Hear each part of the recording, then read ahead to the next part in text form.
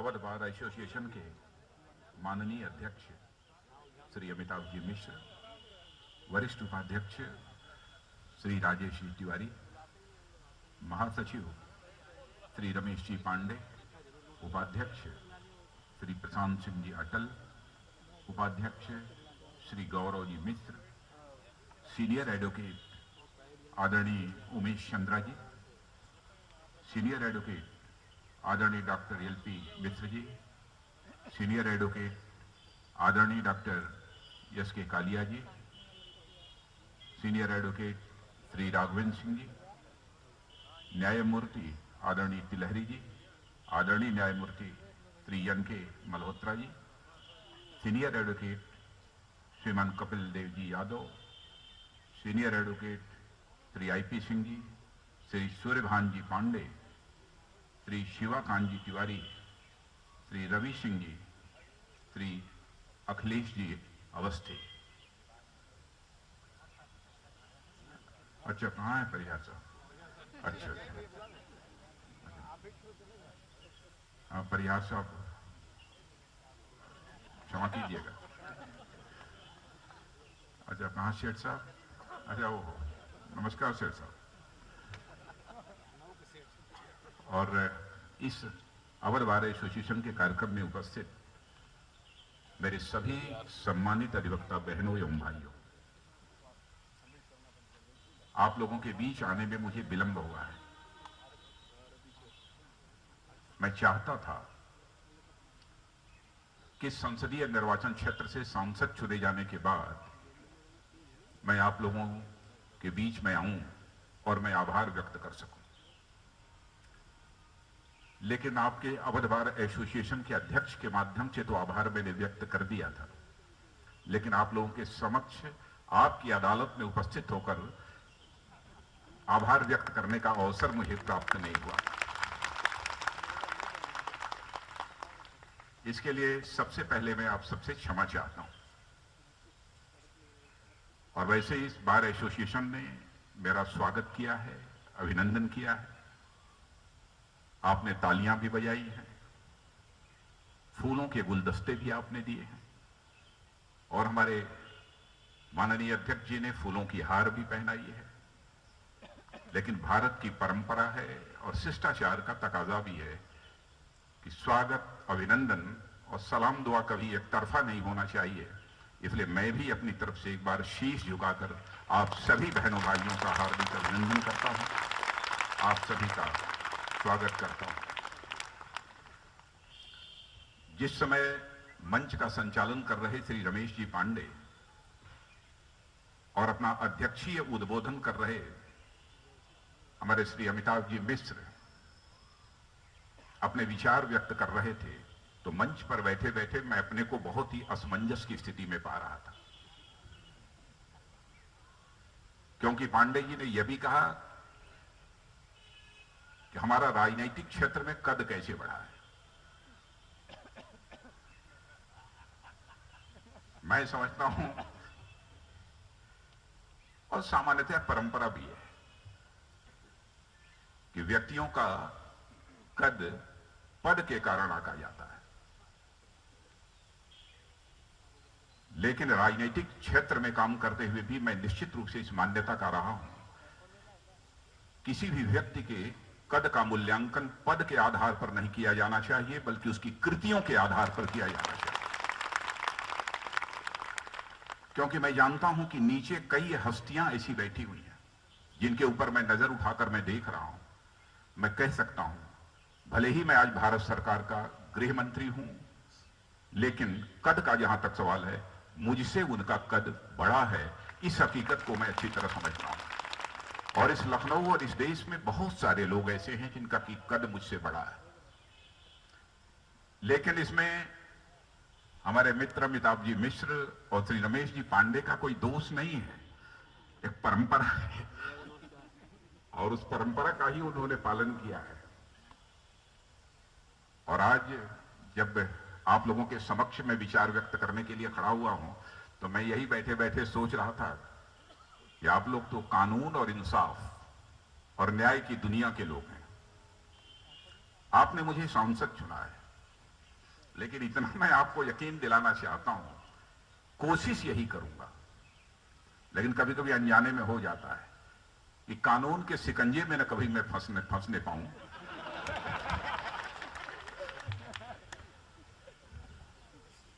एक तरफ तो प्रयत्न हमारी तरफ से यह होगा, लेकिन दूसरी तरफ आप लोगों से मैं विनम्रतापूर्वक अपील करना चाहता हूं कि आप लोगों के द्वारा सदैव मेरे साथ भी इंसाफ होना चाहिए, न्याय होना चाहिए। यह मैं आप सबसे अपेक्षा करता हूं और होगा। जहां तक राज्य की राजनीतिक परिस्थितियों पर बोलने का प्रश्न है, मैं कुछ हिचक रहा हूं। हिचक इसलिए रहा हूं, यदि किसी अपने दल की यदि कोई सार्वजनिक सभा होती अथवा किसी सार्वजनिक सभा को मुझे संबोधित करना होता तो मैं खुलकर उस पर बोलता। अब जैसे, क्षमा कीजिएगा यदि इसको किसी को कोई आपत्ति हो तो, अब जैसे जब ये लोग अमिताभ जी मिश्र और रमेश जी पांडे जब बोल रहे थे तो मुझे बिल्कुल चढ़ाए जा रहे थे। मेरी कीमत ये लोग बढ़ाने की कोशिश कर रहे थे, तो मैं बैठे बैठे सोच रहा था कि क्यों ऐसा कर रहे हैं। तो मैं समझा कि शायद अभी ये लोग गलतफहमी में हैं। मैंने 10 महीने पहले यदि कीमत हमारी बढ़ाते तो बात समझ में आती है, क्योंकि उस समय हर चीज की कीमत बढ़ रही थी, लेकिन अब तो कंज्यूमर प्राइस इंडेक्स और होलसेल प्राइस इंडेक्स काफी नीचे आ चुका है।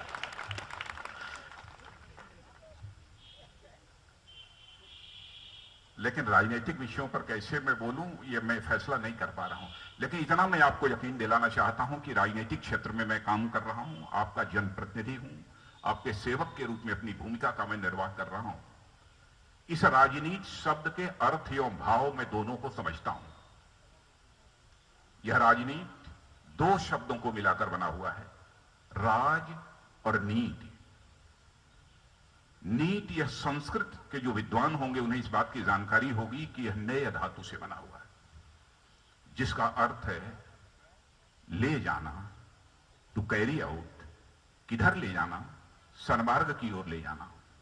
ऐसा राज जो समाज को सन्मार्ग की ओर ले जाने का काम करे उसे ही हम राजनीति कहते हैं। लेकिन विडंबना यह है कि यह राजनीति शब्द आज अपना अर्थ खो चुका है और अपना भाव भी खो चुका है। जितनी हमारी क्षमता है मैं ये कोशिश करूंगा कि भारत की राजनीति में इस राजनीति शब्द के खोए हुए अर्थ एवं भाव को मैं पुनः प्रतिस्थापित कर सकूं, यह हमारी तरफ से पूरा प्रयत्न है।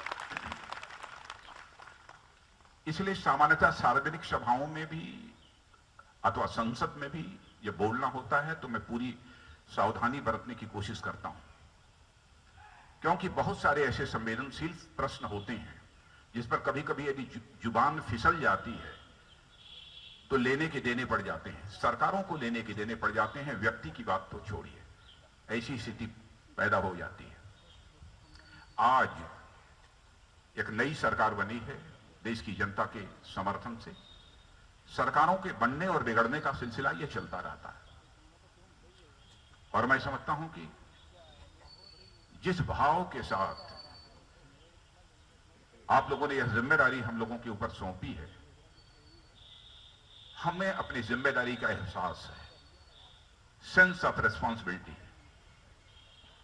यह हम लोगों के अंदर है और उसी के अनुरूप हम अपने दायित्व का निर्वाह करने की भरपूर कोशिश कर रहे हैं।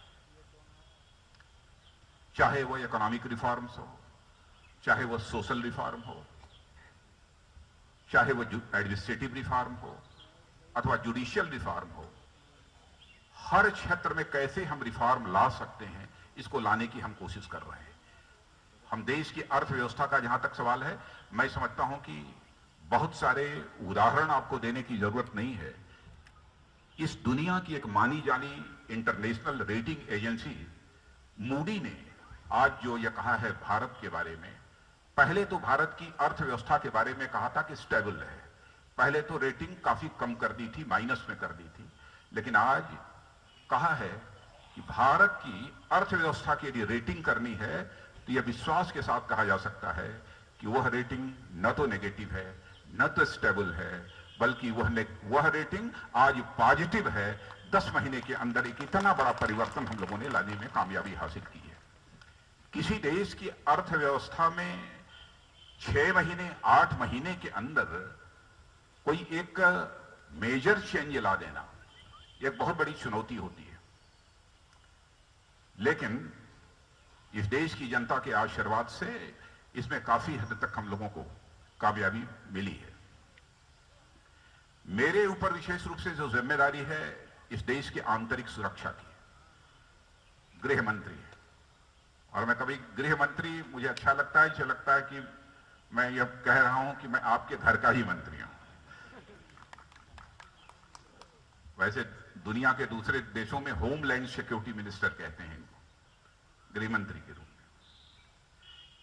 अपनी तरफ से चैलेंजेस बहुत हैं, मैं ये नहीं कहता हूं कि चैलेंजेस नहीं है, चैलेंजेस बहुत हैं। माओइज्म का चैलेंज है, नॉर्थ ईस्ट की इंसर्जेंसी है, आतंकवाद है, इस प्रकार के कई चैलेंजेस हैं। और उसके अतिरिक्त क्रॉस बॉर्डर टेररिज्म, हमारे जो पड़ोसी देश हैं वहां से जिस तरीके से आतंकवादी गतिविधियों को प्रश्रय दिया जा रहा है, वह सब भी चैलेंजेस हम लोगों के सामने हैं। लेकिन बहुत ही धैर्य और संयम से इन चैलेंजेस को मीट आउट करने की हम लोग अपनी तरफ से भरपूर कोशिश कर रहे हैं। और आपको मुझे यह कहते हुए खुशी हो रही है कि विगत कई वर्षों से माओइज्म के मामले में भी, इस फ्रंट पर भी जो कामयाबी इसके पहले नहीं मिली थी, 10 महीनों के अंदर वो हम लोगों ने कामयाबी हासिल की है। और माओवादी घटनाएं इस देश में पहले की अपेक्षा काफी कम हुई हैं। लेकिन यह दावा मैं केवल संख्या के आधार पर किसी घटना के कम होने अथवा अधिक होने का मूल्यांकन नहीं कर सकता। मैं यह दावा नहीं करना चाहता कि उसका प्रभाव पूरी तरह से समाप्त हो गया। कभी भी यह संकट पैदा हो सकता है। हम लोगों को और अधिक सजग रहने की आवश्यकता है तथा उसे रोकने के लिए अथवा इस चैलेंज को मीट आउट करने के लिए जो भी प्रभावी कदम हो सकते हैं वो प्रभावी कदम उठाने की भी जरूरत होगी। नॉर्थ ईस्ट की इंसर्जेंसी, आप लोगों ने घटना पढ़ी होगी हाल फिलहाल में, 62 लोगों की हत्या उग्रवादियों ने नॉर्थ ईस्ट में कर दी थी।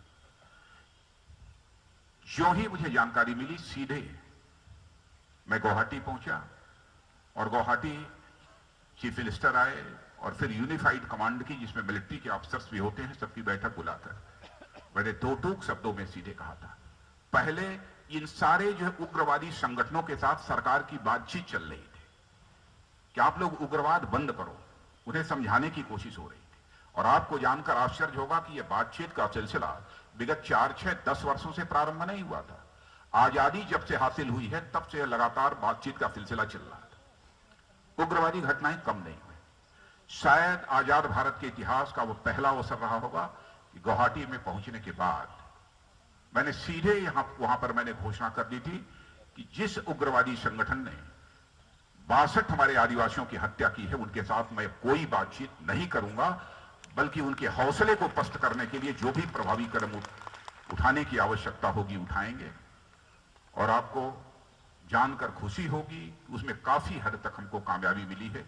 एक कामयाबी और मिल जाएगी तो मैं यह मानूंगा कि उसका सफाया हो गया है। कहीं पर भी हम चूक करने की कोशिश नहीं कर रहे।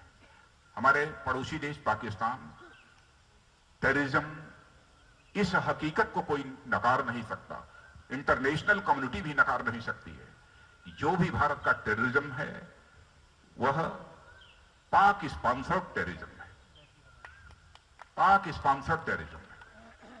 और मैं अपने देश की मुस्लिम कम्युनिटी के बारे में भी मैं कहना चाहता हूं।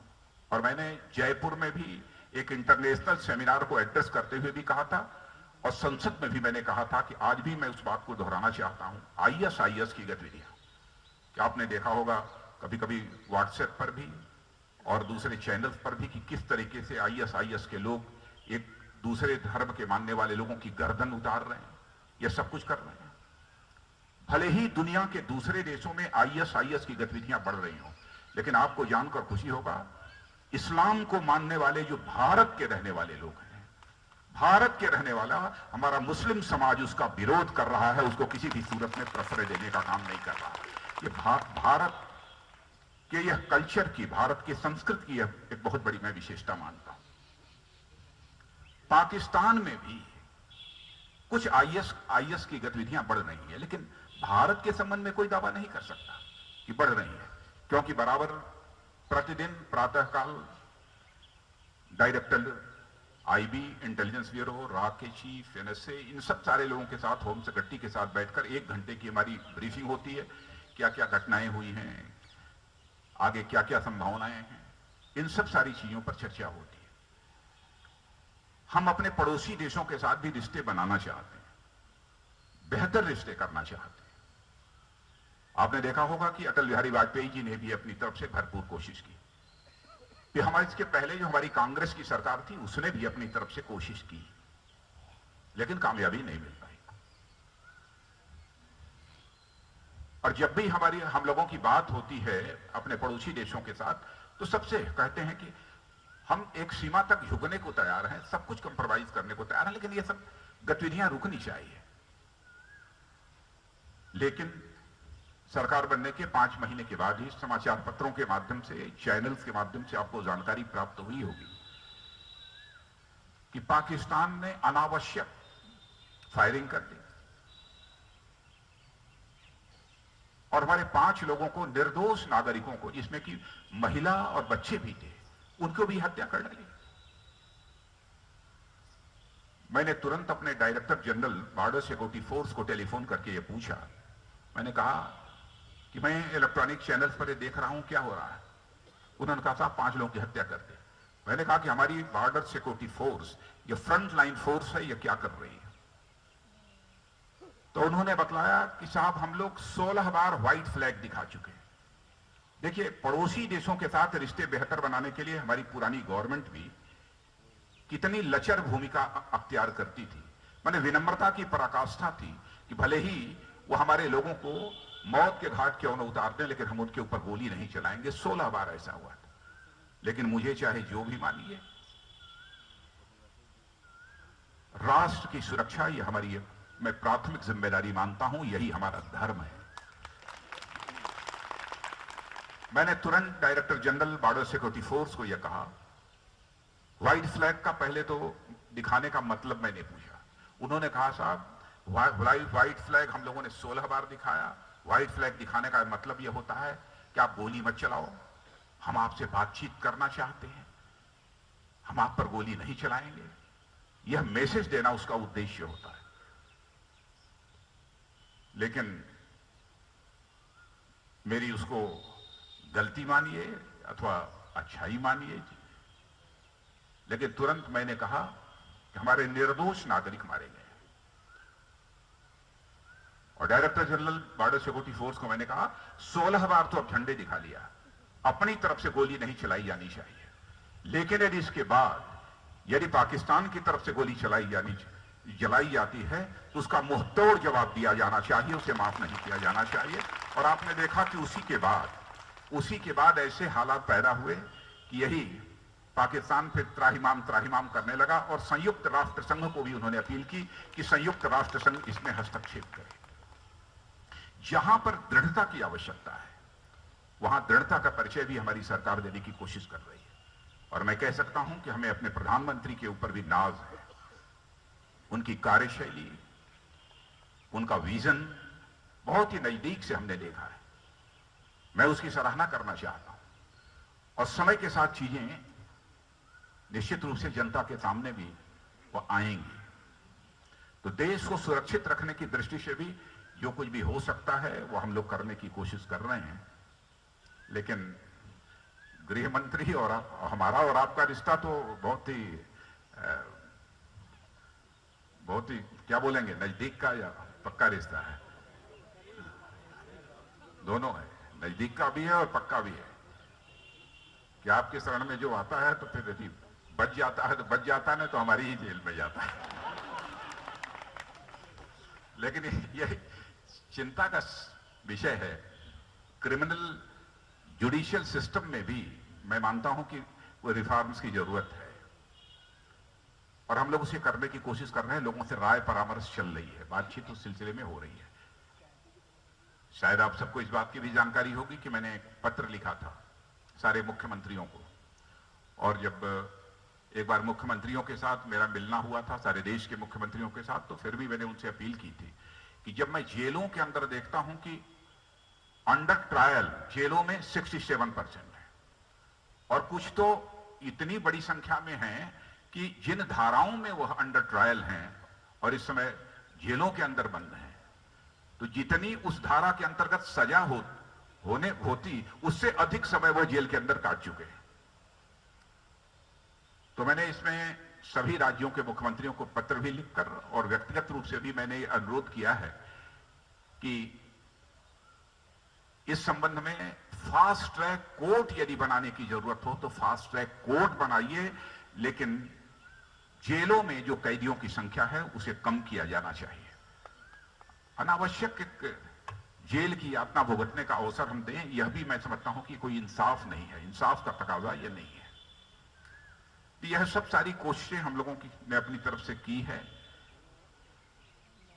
इकोनॉमिक फ्रंट पर भी अब समाचार पत्रों के माध्यम से आप सबको जानकारी होती ही होगी कि क्या हुआ है, क्या हम लोग कर रहे हैं। लेकिन सब मिला जुलाकर मैं इतना इकोनॉमिक फ्रंट के संबंध में मैं कह सकता हूं, इस फ्रंट पर जो हमको कामयाबी हासिल हुई है, अंतरराष्ट्रीय जगत में भारत के प्रति एक भरोसा और विश्वास पैदा हुआ है। पहले फॉरेन इन्वेस्टर्स की बात तो छोड़िए, डोमेस्टिक इन्वेस्टर्स भी भारत में इन्वेस्ट नहीं करना चाहते थे। लेकिन मुझे खुशी है, मैं भी इजराइल गया था और जापान गया था और दोनों स्थानों पर हमारी बात हुई थी। इजराइल के प्रधानमंत्री से भी हमारी लगभग घंटे सवा घंटे तक बातचीत हुई थी और मैंने बहुत सहज तरीके से एक अपील कर दी थी, क्योंकि बाई चांस वो अभी मैथमेटिक्स के स्टूडेंट रहे हैं, मैं भी फिजिक्स का स्टूडेंट, तो बातचीत करते हुए वो फिजिक्स का श्रोडिंगर इक्वेशन और हाइजेनबर्ग प्रिंसिपल और इन सब सारी चीजों पर भी बातचीत के दौरान उनसे चर्चा होने लगी, तो कुछ काफी वो हो गया। तो सहज तरीके से ही मैंने उनसे चर्चा की कि टेक्नोलॉजी के मामले में इजराइल बहुत आगे है, मैं तो ये चाहता हूं कि आप लोगों को भेजिए, हम अपने वेपन्स, डिफेंस से रिलेटेड जो इक्विपमेंट्स हैं उसमें भी हम बिल्कुल सेल्फ रिलायंट होना चाहते हैं। तो आपको आश्चर्य होगा कि कुछ ही महीनों के बाद उनका पत्र आ गया, महीना डेढ़ महीना के अंदर, कि आप ये जानकारी दीजिए कि हमारे इन्वेस्टर्स भारत में कब जाएं बात करने के लिए। एक इसकी चर्चा इसलिए मैंने की कि एक अच्छा सिग्नल है कि लोगों के अंदर यदि भरोसा और विश्वास भारत के बारे में न होता तो शायद ऐसी स्थिति पैदा न होती कि एक बार के साधारण से अनुरोध पर वो यहां भेजने के लिए तैयार हो जाते। तो एक अंतरराष्ट्रीय जगत में भारत की साख और विश्वसनीयता इधर बढ़ी है। अब मंत्री लोग जाते हैं तो पहले की अपेक्षा, पहले भी चूंकि 2 बार भारत सरकार में कैबिनेट मंत्री रह चुका हूं, तो मैंने देखा है पहले और अब में अंतर यह है कि कुछ वक्त बढ़ गई है अंतरराष्ट्रीय जगत में, और यह आवश्यक भी है। जहां तक लखनऊ संसदीय निर्वाचन क्षेत्र का प्रश्न है, मैं अपनी तरफ से जितना हो सकता है कोशिश कर रहा हूं। कॉर्पोरेट सोशल रिस्पांसिबिलिटी एक जो फंड होता है, CSR फंड, उसके माध्यम से भी भिन्न भिन्न संस्थाओं से बात करके जो विकास थोड़ा बहुत हो सकता है उसकी करने की कोशिश कर रहा हूं। और इस लखनऊ महानगर के चारों तरफ रिंग रोड 105 किलोमीटर की 105 किलोमीटर की रिंग रोड।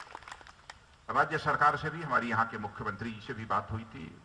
मैंने कहा कि आपका इसमें सहयोग चाहिए और मैं समझता हूँ इसमें समय लगेगा। मैंने देखा है कि कुछ समाचार पत्रों में यह हुआ कि कब होगा कब होगा, क्योंकि ये सब इतने बड़े प्रोजेक्ट्स होते हैं कि सामान्यतः बहुत अंतिम निर्णय तक पहुंचने में 1.5 साल 2 साल DPR बनना और ये होना वो होना, कैबिनेट में जाना, एक लंबा प्रोसेस होता है, समय लगेगा इसमें थोड़ा। लेकिन आपको यकीन दिलाता हूं कि इस काम को भी मैं पूरा करूंगा। यहाँ लखनऊ में ये 105 किलोमीटर की आपकी रिंग रोड बनेगी। गोमती नगर ये टर्मिनल, इसके बारे में भी ये हमारे जो रेल मंत्री हैं उन्होंने संसद के अंदर एक वादा कर दिया है। और इसके अतिरिक्त अभी माता अमृतानंदमयी से मैं मिला था, उन्होंने आमंत्रित किया था एक कार्यक्रम में केरल में मुख्य अतिथि के रूप में। तो मैंने, अब जानते हैं कि राजनीतिक क्षेत्र में काम करने वाला हूं तो अपने क्षेत्र की चिंता तो थोड़ी रहती ही है। तो मैंने कहा हमारे यहाँ गरीबों की बस्ती बहुत है, माता जी कुछ करिए वहां के लिए भी। तो उन्होंने कहा कि हमको पहले एक स्थान आप या कोई ऐसा बतला दो आप जो गरीबों की यहां बस्ती हो, तो वहां मैं कुछ करूंगी। तो आपको ये खुशी होगी कि वो कौन सी जगह है, डॉक्टर खेड़ा में यह काम चल रहा है, डॉक्टर खेड़ा में। और हमारे से दिवाकर जी त्रिपाठी यहाँ पर बैठे हैं, लखनऊ डेवलपमेंट अथॉरिटी के ये वाइस चेयरमैन रहे हैं, और सचमुच इस विकास के मामले में पूरी तरह से मेरी मदद यदि कोई कर रहा है तो हमारे श्री दिवाकर जी त्रिपाठी कर रहे हैं, जो कि यहाँ पर मौजूद हैं, और उनके कारण मुझे बहुत ही मदद भी मिलती है। और समय समय पर आप लोगों से मैं फीडबैक भी चाहूँगा, और साथ ही साथ समय समय पर आप लोगों का मार्गदर्शन भी चाहूँगा। यदि संभव बार बार नहीं है कि इतने बड़े फोरम के साथ मिलना हो पाए, लेकिन कभी कभी आते जाते मिलते जुलते रहेंगे हम, तो मैं समझता हूं कि सही दिशा में कदम बढ़ाने में हमें काफी मदद मिलेगी। तो मैं ही सोच रहा था, इसके अतिरिक्त पहले तो मैं असमंजस में था कि मैं बोलूं क्या।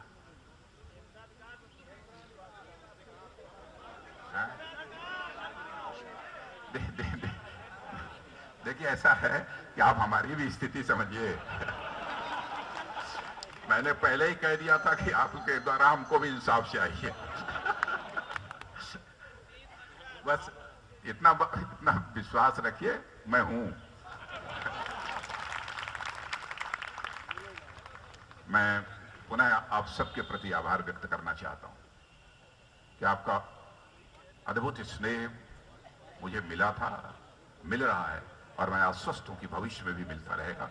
और कहीं पर भी मेरे द्वारा कहीं कोई डेविएशन हो तो मैं चाहूंगा कि आप पत्र के माध्यम से भी, ईमेल के माध्यम से भी, टेलीफोन के माध्यम से मुझे सूचित करेंगे, तो मुझे फैसले लेने में अनुकूलता रहेगी। इन्हीं शब्दों के साथ मैं पुनः एक बार शीश झुकाकर आप सभी का अभिनंदन करता हूं और आप सबके प्रति आभार व्यक्त करता हूं।